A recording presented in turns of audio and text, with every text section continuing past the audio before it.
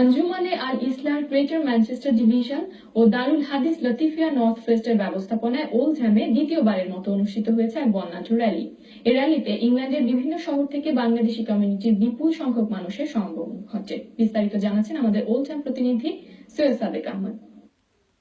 বিশ্ব মানবতার মুক্তির দূত, সর্বশ্রেষ্ঠ ও সর্বশেষ নবী হযরত মুহাম্মদ সাল্লাল্লাহু আলাইহি সাল্লামের আগমন বার্ষিকী পবিত্র ঈদে মিলাদুন্নবী উপলক্ষে নর্থ ওয়েস্টের বাংলাদেশি কমিউনিটির আয়োজনে দ্বিতীয়বারের মতো ওল্ডহ্যামে অনুষ্ঠিত হয়েছে একটি বিশাল বর্ণাঢ্য র্যালি। আহলে সুন্নাত ওয়াল জামাতের পতাকাবাহী সংগঠন আঞ্জুমানে আল ইসলাম গ্রেটার ম্যানচেস্টার ডিভিশন ও দারুল হাদিস লতিফিয়া নর্থ ওয়েস্টের ব্যবস্থাপনায় অনুষ্ঠিত র্যালিতে ইংল্যান্ডের বিভিন্ন শহর থেকে বাংলাদেশি কমিউনিটির বিপুল সংখ্যক নবী প্রেমিকের সমাগম ঘটে।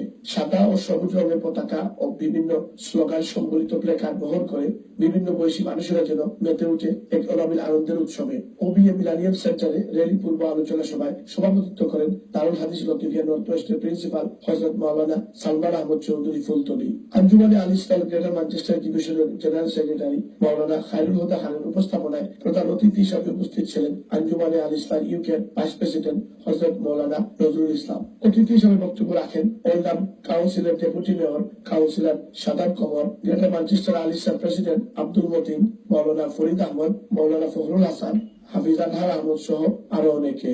সবার পক্ষ থেকে মায়ানমার ও সিরিয়ায় গণহত্যা এবং তুরস্কে রাশিয়ায় রাষ্ট্রদূত হত্যার তীব্র নিন্দা জ্ঞাপন করা হয়। Syed Sadek Ahmed, channel S news, Oldham, Greater Manchester.